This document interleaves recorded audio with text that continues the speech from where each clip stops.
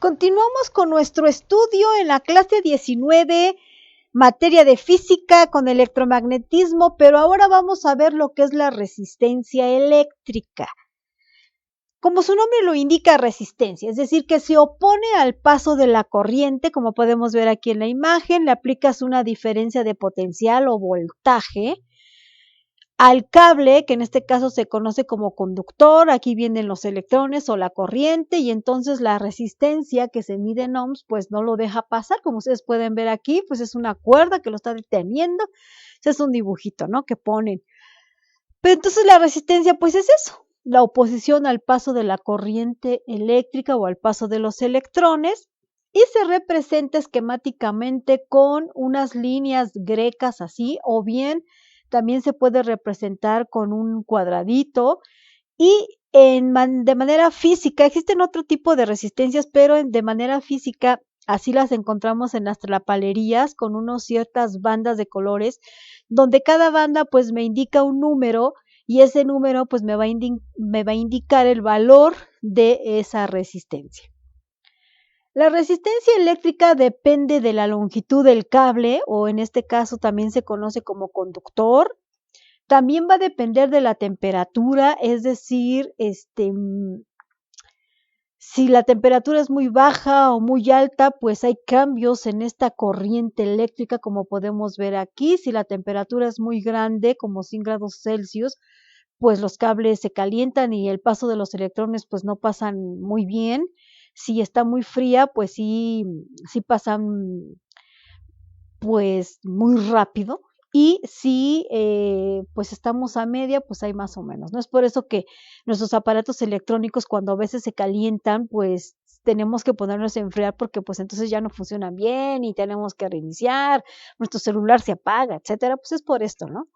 Y también depende mucho del diámetro del cable. A mayor diámetro, pues mayor paso de flujo de electrones. Es por eso que cuando nosotros necesitamos una conexión donde vamos a tener conectado el refrigerador, el horno de microondas, la computadora gamer, vamos a tener la plancha, vamos a tener la secadora, qué sé yo, un montón, la televisión, o más que nada la pantalla 4K u 8K de 100 pulgadas y no sé qué, pues sí necesitamos una conexión eléctrica donde el cable sí sea grande, mínimo 10, ¿no? Porque tiene que, 10 de medida me refiero, tiene que ser, pues sí, grueso, para que aguante todo ese flujo de electrones, y si no, pues se va a estar quemando por el efecto Joule, que ya posteriormente lo vamos a ver, y pues obviamente se sobrecalienta, esto se funde y me genera un cortocircuito, ¿no? Hay que tener mucho cuidado con eso. En estos cables, pues existe lo que es el conductor, así se le conoce, es decir, conductor significa que deja el libre tránsito o paso de los electrones, que generalmente los conductores es el cobre. El mejor elemento para que deje pasar los electrones pues es el oro, pero imagínense, si ponen cables de oro, pues ya si de por sí los de cobre se los roban, imagínense los de oro, ¿no? En los semiconductores pues puede haber conducción o no conducción de estos electrones. Y obviamente, pues en los aislantes, pues no hay nada de paso de electrones, no los deja pasar, y pues pues la corriente no existe. Un ejemplo de conductores de metales es el bronce, el metal galvanizado, el acero, cobre, hierro, aluminio, latón, el oro, como ya dije, etcétera. Y los aislantes es el vidrio, diamante, azufre, cuarzo fundido, polímero, cerámica, etcétera, etcétera, etcétera. Un ejemplo de esto, me preguntan que un aislante eléctrico es un material ¿qué?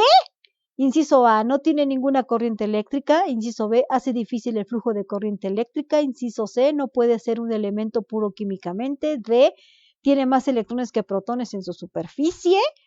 Nos están preguntando aislante. Hay que recordar que un aislante es aquel que no permite el paso de los electrones, es decir, hace muy difícil el flujo de corriente eléctrica. Por lo tanto, la respuesta correcta es el inciso B. La ley de Ohm Esta ley nos indica que la intensidad de corriente eléctrica que circula por un conductor es directamente proporcional al voltaje aplicado en sus extremos e inversamente proporcional a su resistencia. Es decir, para que pueda existir la ley de Ohm necesitas una pila donde que te genere el voltaje, o se le llama diferencia de potencial. Voltaje y diferencia de potencial es lo mismo, por favor. Necesitas la resistencia, es decir, algo que te genere pues resistencia al paso de la corriente. Necesitas un interruptor que cierre el circuito y al momento de que cierras el circuito, pues obviamente la corriente empieza a circular de menos a más. Por lo tanto, la ley de Ohm me dice que la corriente eléctrica es igual a voltaje sobre resistencia, o bien que el voltaje es igual a la resistencia por corriente, como se conoce que Victoria es la reina de Inglaterra. Así se le conoce a la ley de Ohm, donde la corriente eléctrica se va a medir en amperes, el voltaje en volts y la resistencia en ohms, donde se representa con la letra griega de Ohm.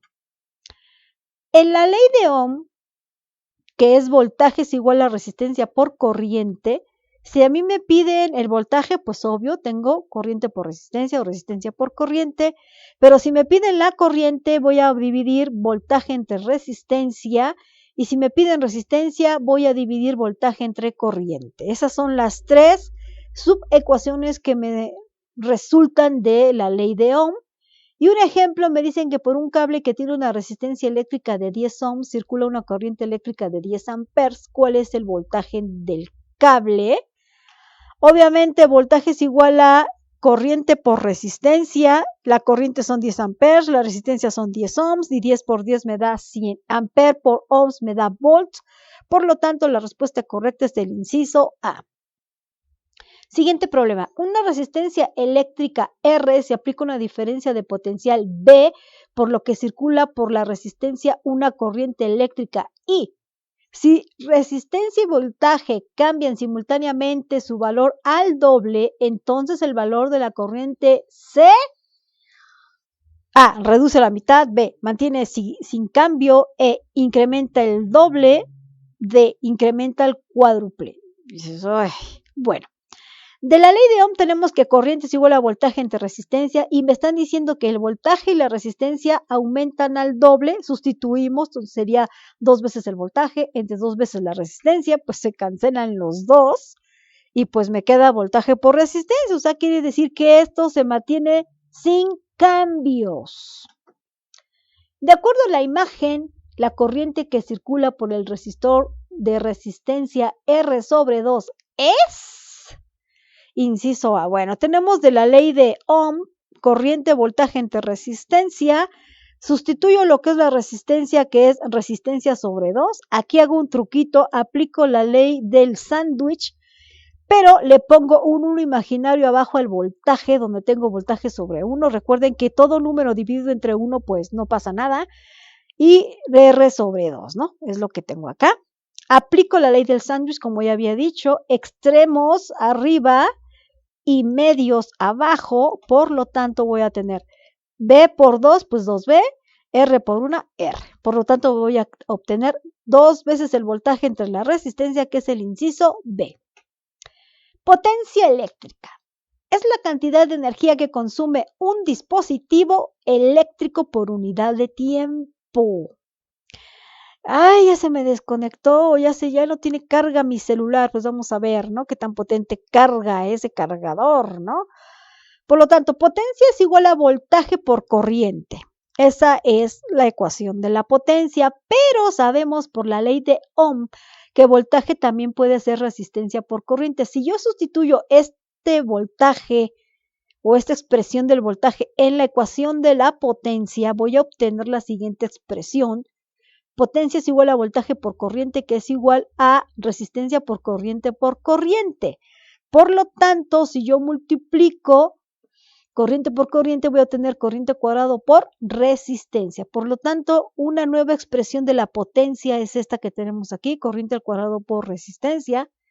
Pero también hay que recordar que hay otra expresión de la ley de Ohm que me dice que corriente es igual a voltaje entre resistencia. Si yo esto lo sustituyo entre la corriente que tenemos aquí, obtenemos potencia es igual a voltaje por corriente, sustituyo voltaje por voltaje entre corriente, multiplico voltaje por voltaje, me queda voltaje cuadrado entre resistencia. Por lo tanto, la potencia también se mide como voltaje al cuadrado entre la resistencia. Estas son las tres ecuaciones de la potencia cuando incluyo la ley de Ohm.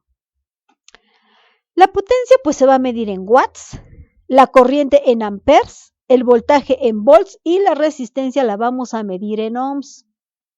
Aquí tenemos un resumen o más que nada todas las posibles ecuaciones que pueden surgir al combinar tanto la potencia como la ley de Ohm, comenzando con el voltaje. Si a mí me piden voltaje, lo puedo encontrar mediante la ecuación resistencia por corriente. Si a mí me piden, por ejemplo, potencia, la puedo encontrar, como ya vimos, con voltaje al cuadrado entre resistencia. Si me piden potencia, pero me piden la resistencia, entonces resistencia por corriente cuadrada. O también potencia va a ser igual a voltaje por corriente. Si me piden la corriente, tengo que la corriente es la raíz cuadrada de potencia entre la resistencia, o también corriente es igual a potencia entre voltaje, o bien corriente es igual a voltaje entre resistencia. Si me piden la resistencia, que estoy en este caso, la resistencia es igual a potencia entre la corriente al cuadrado, o bien resistencia es igual a voltaje al cuadrado entre la potencia, o bien la resistencia es igual a voltaje entre corriente. Y nuevamente, si estamos en voltaje, el voltaje es igual a la raíz cuadrada de potencia por resistencia, o bien voltaje es igual a potencia entre corriente. Como ustedes pueden ver, tenemos 3, 6, 9, 12 ecuaciones que surgieron de la ley de Ohm y de la potencia. ¿Eso qué significa? Que en el examen me pueden preguntar alguno de estos 12 casos, alguno de ellos, que ahorita vamos a ver un ejemplo. Una resistencia eléctrica de 9 ohms disipa una energía de 100 joules cada segundo. ¿Cuál es el voltaje en los extremos de la resistencia? Antes que nada hay que saber que un watt equivale a 1 joule sobre segundo, por lo tanto, si tenemos 100 joules, eso equivale a 100 watts, que es la potencia. Por lo tanto, entonces tenemos potencia y resistencia. Hay que recordar que de nuestro circulito de ecuaciones, si tenemos potencia y resistencia y nos piden el voltaje, vamos a usar esta expresión. De aquí que la raíz cuadrada de la potencia por la resistencia es igual al voltaje. Por lo tanto, sustituimos voltaje es igual a la raíz cuadrada de la potencia por la resistencia, sustituimos valores. Tenemos los 100 watts por los 9 ohms de esta ley que me dice que si tengo la raíz del producto, las raíces se separan. Por lo tanto, separo, tengo 100 watts entre 9 ohms, que esto es igual a 10 volts. Bueno, la raíz cuadrada de 100 es 10 y la raíz cuadrada de 9 es 3 y watts por ohms me da volts, por lo tanto tengo 10 por 3 me da 30 y es la respuesta inciso A. Esto fue todo con respecto a potencia combinada con la ley de Ohm. Recuerden que el conocimiento no sirve si no se comparte y si no se tiene un propósito. Denle like a mi video, compártalo en los comentarios, pongan todas sus dudas, sugerencias, críticas, etcétera, etcétera, etcétera. Y nos vemos la siguiente clase.